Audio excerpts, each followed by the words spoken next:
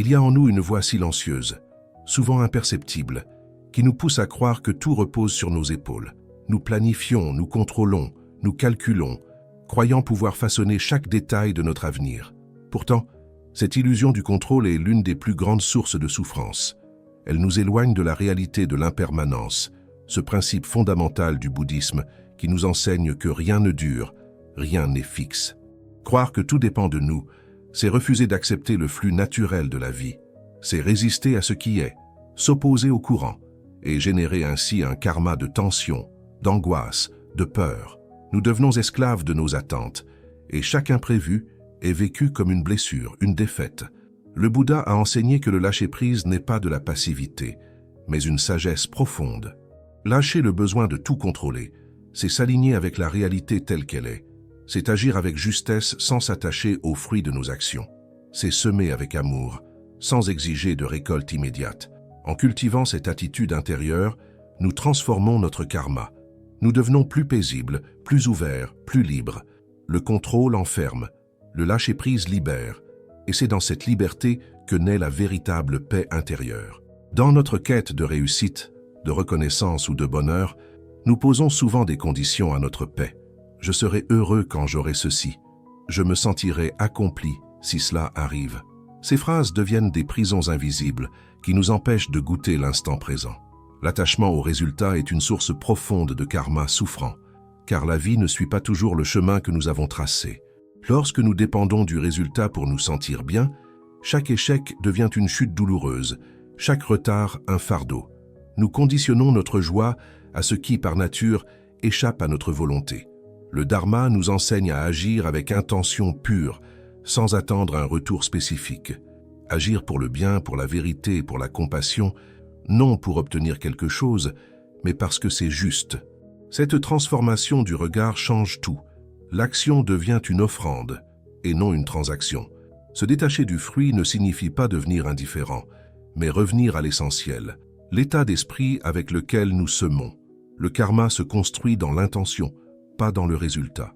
Et c'est cette intention claire, bienveillante, détachée, qui nous libère et purifie notre chemin. Observer les autres n'est pas un mal en soi. Mais lorsque cette observation devient comparaison, jugement, rivalité silencieuse, alors le cœur se contracte, l'esprit se trouble, et notre karma s'assombrit. La comparaison est une forme subtile d'avidité. Vouloir ce que l'autre a, croire que sa vie est meilleure, que notre existence manque de quelque chose. Dans le silence de nos pensées, cette comparaison crée des blessures invisibles.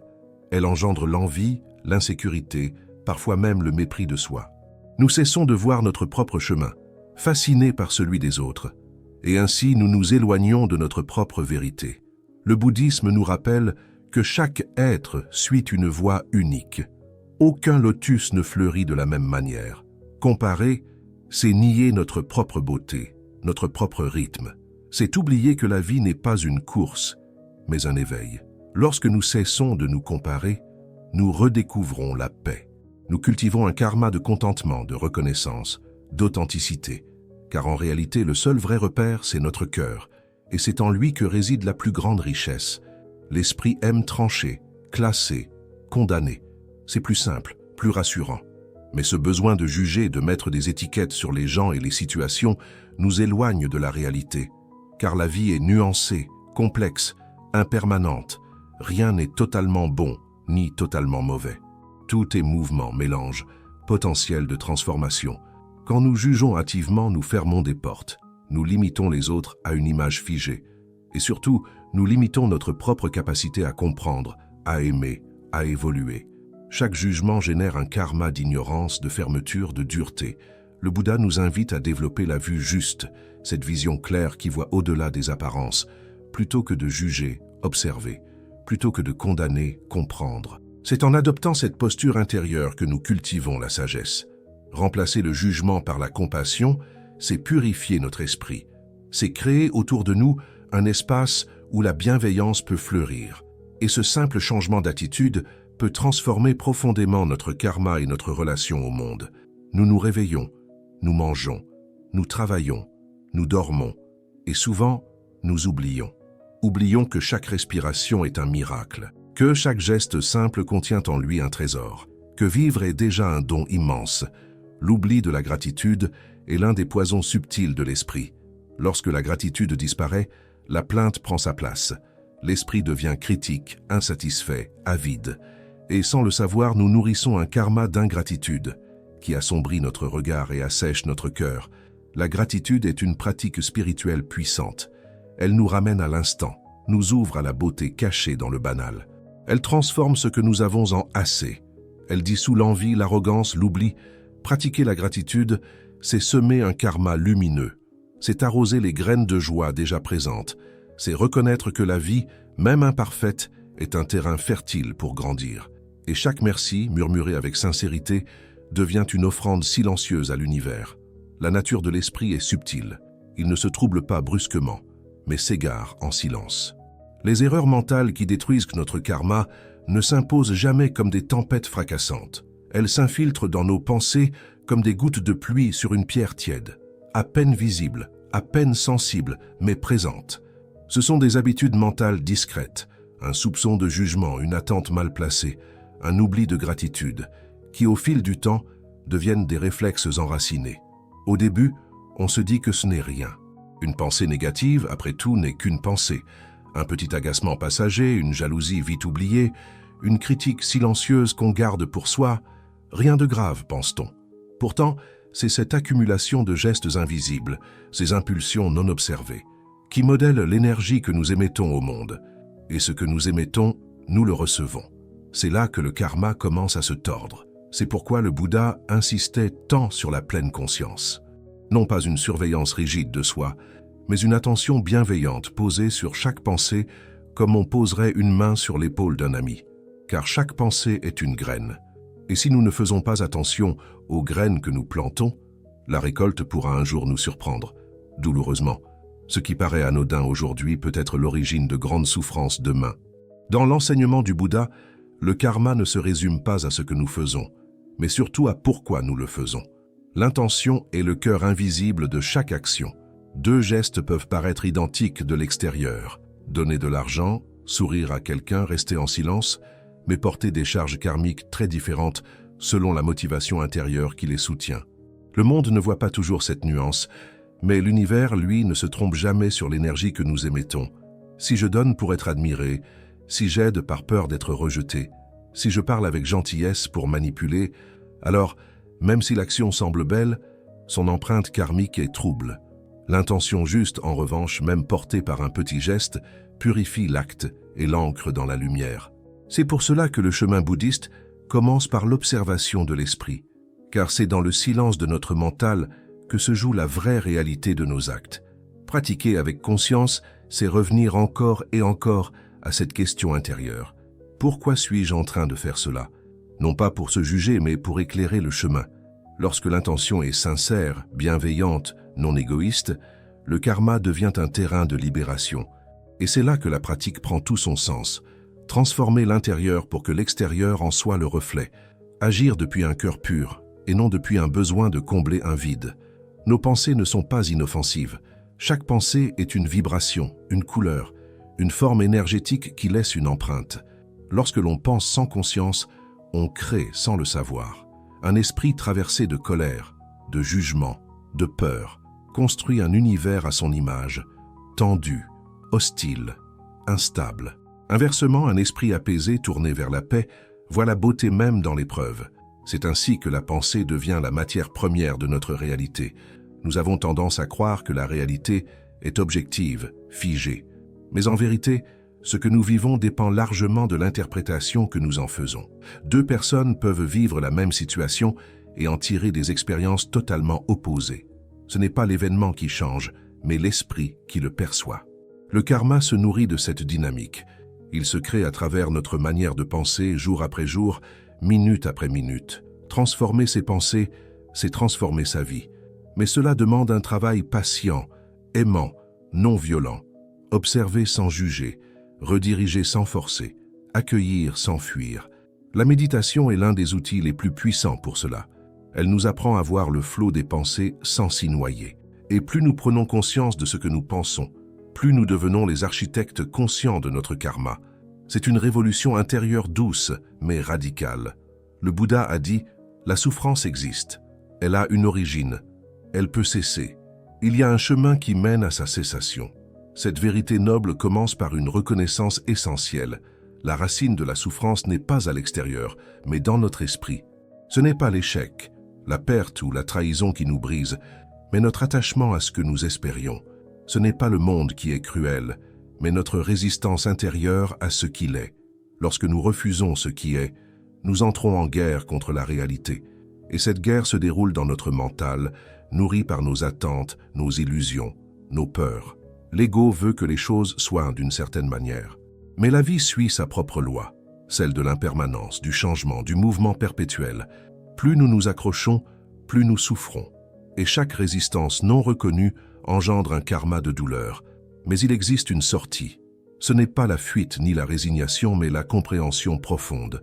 Comprendre que nos pensées créent nos réactions, que notre manière de voir crée notre manière de vivre, et que dans chaque instant, une autre lecture est possible. C'est cette lucidité, nourrie par la méditation et l'écoute intérieure, qui dissout peu à peu les chaînes du karma. La souffrance devient alors un maître, non plus un ennemi, mais un guide vers la clarté. L'ego a 1000 visages. Il peut se montrer bruyant, exigeant, dominateur, mais aussi subtil, silencieux, spirituel. Il sait se camoufler derrière les plus nobles intentions. Dans la quête du bonheur, il peut se glisser avec finesse. Je veux être en paix pour prouver que je suis supérieur. Je veux méditer pour me sentir spécial. Je veux pardonner, mais être vu comme un sage. Et ainsi, sans le voir, on nourrit un nouveau type d'attachement. L'attachement à une image de soi. Ce piège est redoutable, car il ralentit notre progression sans que nous en ayons conscience. L'ego spirituel n'est pas toujours dans l'orgueil flagrant. Il est souvent dans le besoin subtil de reconnaissance, dans l'idée de mériter quelque chose, dans l'attente de résultats. Mais tant que le « je » reste au centre de la quête, le chemin s'obscurcit. Le karma devient confus car ce n'est plus l'amour qui guide, mais le désir de se valoriser. Le véritable bonheur, selon le dharma, naît quand l'ego se dissout, quand il n'y a plus personne à défendre, plus rien à prouver. Juste une présence nue, simple, tranquille. C'est dans cet espace que fleurit la joie véritable, celle qui ne dépend de rien, qui n'a besoin d'aucun témoin. Et c'est dans cet abandon du « moi » que le karma s'apaise. Il n'y a plus de lutte intérieure, seulement une danse silencieuse avec ce qui est. Lorsque l'esprit est agité, il réagit. Il se défend, attaque, se justifie ou fuit. Ces réactions sont automatiques, souvent inconscientes, dictées par nos blessures non guéries, nos peurs anciennes, nos désirs inassouvis. Réagir, c'est laisser nos conditionnements prendre le contrôle. Et c'est dans ces instants de réaction que se créent les karmas les plus lourds, car ils naissent de l'ignorance et de l'émotion brute, sans discernement. Répondre, en revanche, demande une pause, une respiration, une présence. Répondre, c'est choisir consciemment l'attitude juste face à une situation. C'est observer l'émotion monter, sans s'y identifier. C'est reconnaître la douleur ou la colère, mais ne pas en faire le moteur de l'action. Répondre vient d'un espace de clarté, d'écoute intérieure, de compassion. Et cette qualité transforme non seulement notre propre karma, mais aussi celui de ceux qui nous entourent. Dans la pratique bouddhiste, cette distinction est essentielle. Elle marque la différence entre l'esclavage et la liberté intérieure. Car chaque fois que nous répondons plutôt que réagissons, nous interrompons une chaîne karmique. Nous créons un espace de paix là où il y avait conflit.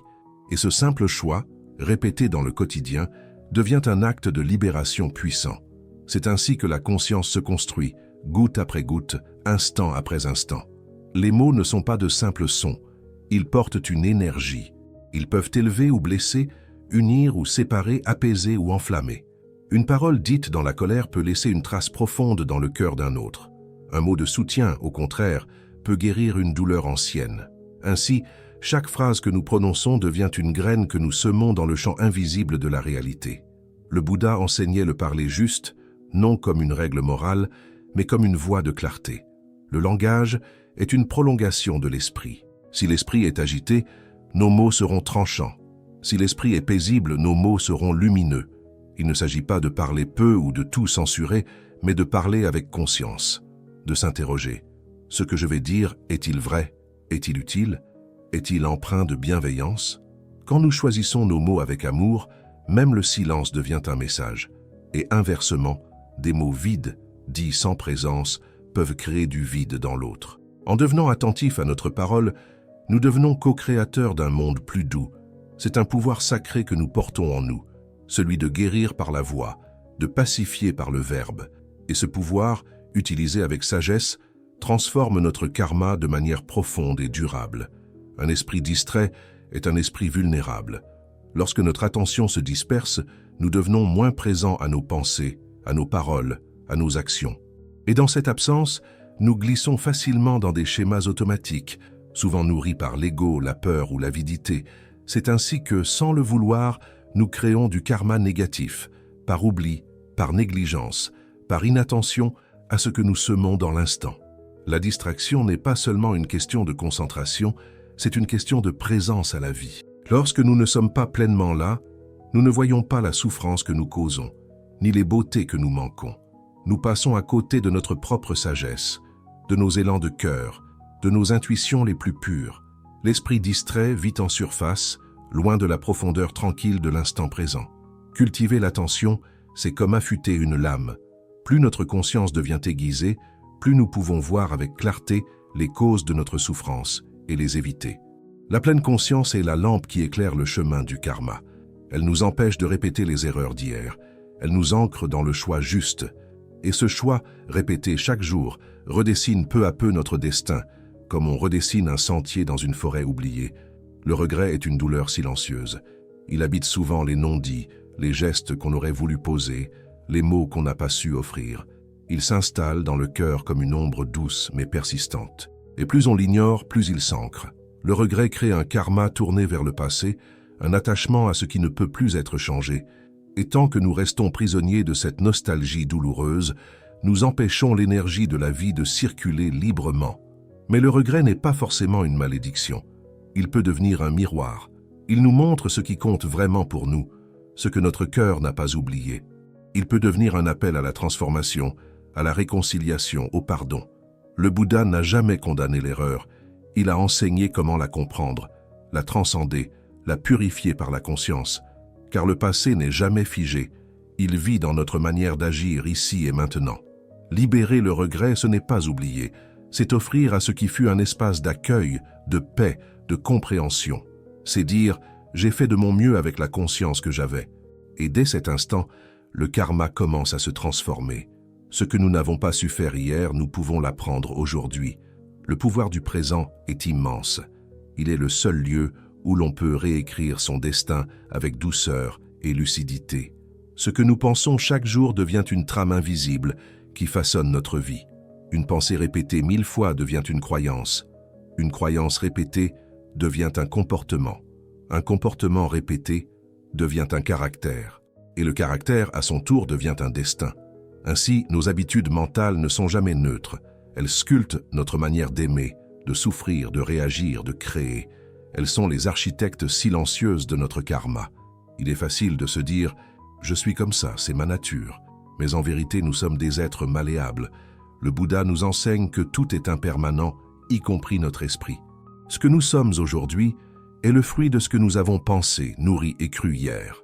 Et si nous voulons changer, il ne s'agit pas de lutter contre soi, mais d'introduire de nouvelles habitudes, une à une, avec patience et bienveillance. Pratiquer, c'est remodeler l'esprit comme on façonne l'argile, avec douceur, avec constance, avec amour. Il ne s'agit pas de devenir parfait, mais d'orienter notre conscience vers ce qui libère. Plus nous cultivons des pensées de paix, plus elles deviennent naturelles. Plus nous choisissons la clarté, plus elle s'imprime dans notre regard. Et peu à peu, sans violence, sans effort forcé, notre vie entière devient un reflet lumineux de ce travail intérieur. Il y a des violences que l'on voit et d'autres que l'on inflige en silence, sans même s'en rendre compte. Des pensées dures envers soi-même, des jugements rapides sur les autres, des critiques intérieures répétées. Ces micro-violences mentales sont si fréquentes qu'on finit par les considérer comme normales. Pourtant, elles laissent des cicatrices invisibles. Elles façonnent un karma subtil mais profond qui influence la qualité de notre regard et la douceur de notre présence. Quand on se parle avec dureté, même intérieurement, on abîme sa propre lumière.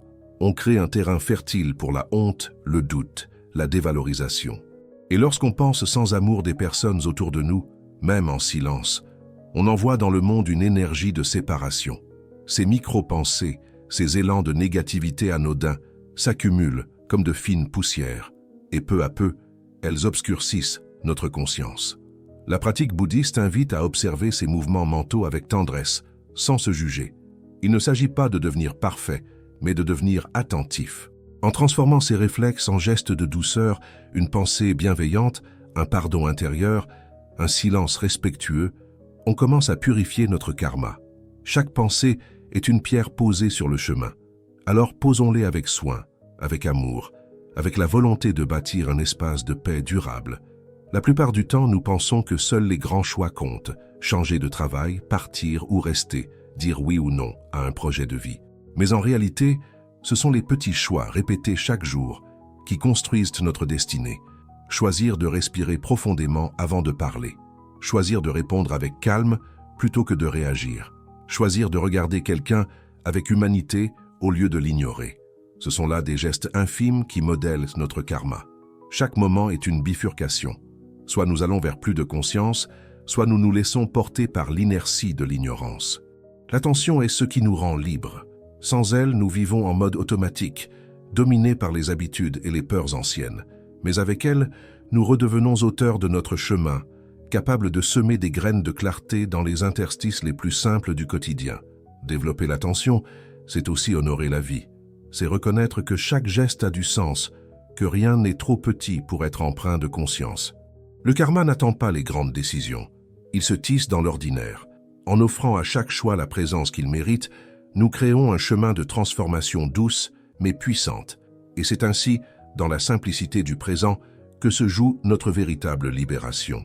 Purifier son karma ne veut pas dire effacer son passé, mais transformer sa relation avec lui. C'est regarder ses erreurs sans s'y attacher, accueillir ses zones d'ombre avec lucidité, et choisir de ne plus nourrir ce qui détruit. La pleine conscience est l'outil fondamental de cette alchimie intérieure. Elle ne juge pas, ne rejette pas, mais éclaire. Elle révèle ce qui était inconscient, et cette révélation seule a déjà un pouvoir de guérison. Quand nous apportons la lumière de la conscience à une habitude néfaste, elle commence à se dissoudre. Non pas parce qu'on la combat, mais parce qu'on cesse de la nourrir. La pleine conscience agit comme un feu doux qui consume les anciens schémas, les automatismes nocifs, les pensées réactives. Elle crée un espace de clarté où l'on peut choisir différemment. Et c'est dans ce choix renouvelé que le karma commence à se purifier. Cette purification n'est pas instantanée. Elle demande de la patience, de la tendresse, une pratique fidèle. Mais jour après jour, pensée après pensée, l'esprit devient plus léger.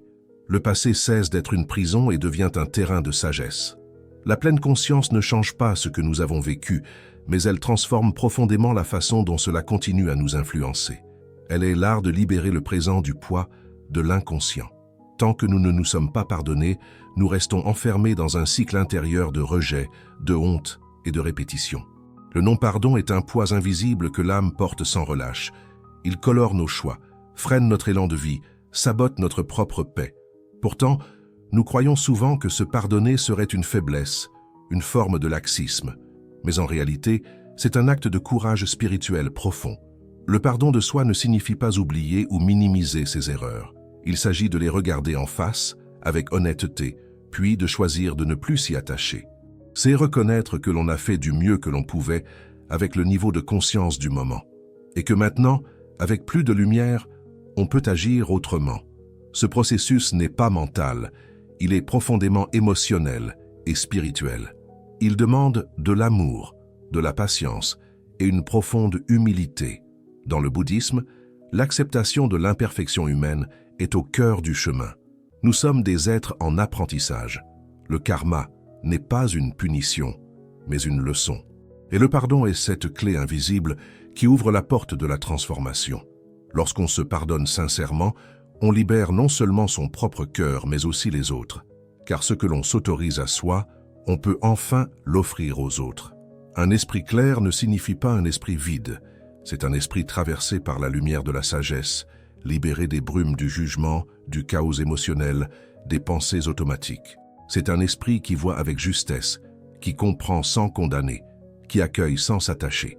Cultiver cette clarté demande une attention constante, mais douce, car la clarté ne se force pas, elle se révèle dans le silence, dans la respiration, dans la simplicité du moment présent. La bienveillance est la qualité naturelle d'un esprit qui ne lutte plus contre lui-même. Elle n'est pas une posture morale, mais un état d'être. Lorsqu'on cesse de se juger, on cesse aussi de juger les autres. Lorsqu'on s'offre de la douceur, on peut enfin en rayonner autour de soi. Et c'est cette bienveillance alliée à la clarté qui transforme notre relation au monde. Nous devenons plus patients, plus ouverts, moins réactifs. Le karma s'allège, l'énergie se fluidifie. Pour nourrir cet esprit, la pratique quotidienne est essentielle. Méditation, silence, contemplation, lecture inspirante, mais surtout, présence dans chaque geste. Un esprit clair et bienveillant se construit lentement, comme une forêt qu'on arrose chaque jour. Il devient un refuge, un temple intérieur, et plus il grandit, plus il devient contagieux. Il inspire, il apaise, il guérit, et il nous rappelle que la paix véritable ne s'impose jamais de l'extérieur, mais naît toujours de l'intérieur. Nous passons souvent notre temps à vouloir changer nos comportements sans jamais interroger la source, nos pensées. Pourtant, c'est de l'intérieur que tout naît. Chaque action visible est le fruit d'un mouvement invisible, un reflet de notre monde mental. Si nos pensées sont confuses, instables, imprégnées de peur ou de désir, nos actions ne pourront qu'emporter la trace. Le karma se forme d'abord dans l'intention, ensuite dans l'acte. Harmoniser l'intérieur et l'extérieur, c'est donc cultiver une cohérence entre ce que l'on pense, ce que l'on ressent et ce que l'on fait.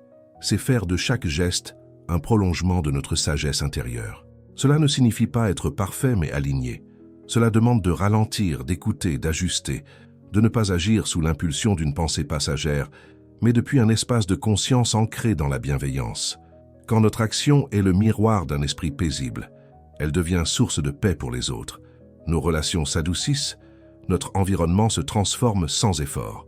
Il n'y a plus de contradiction entre ce que l'on incarne et ce que l'on transmet.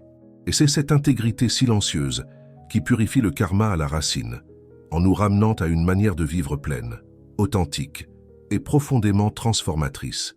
Nous aspirons à la paix, à la clarté, à l'éveil. Mais souvent, une partie de nous résiste sans le dire. C'est ce sabotage subtil, presque invisible, qui nous empêche d'avancer sereinement sur le chemin spirituel.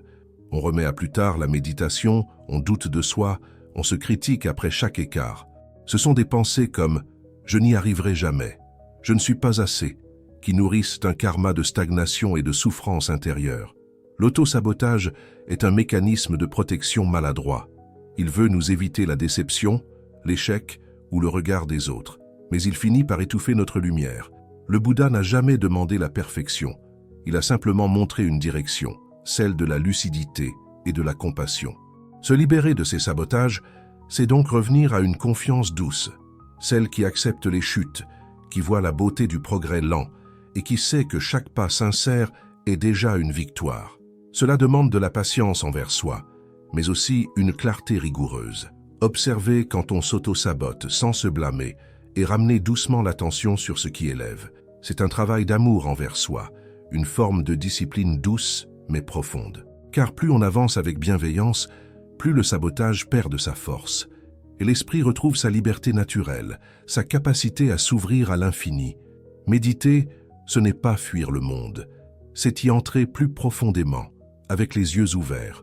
C'est s'asseoir dans le silence et regarder l'esprit tel qu'il est, agité, blessé, joyeux, inquiet.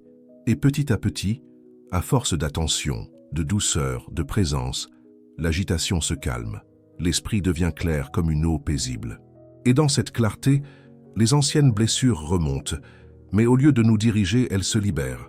La méditation est une purification lente mais puissante.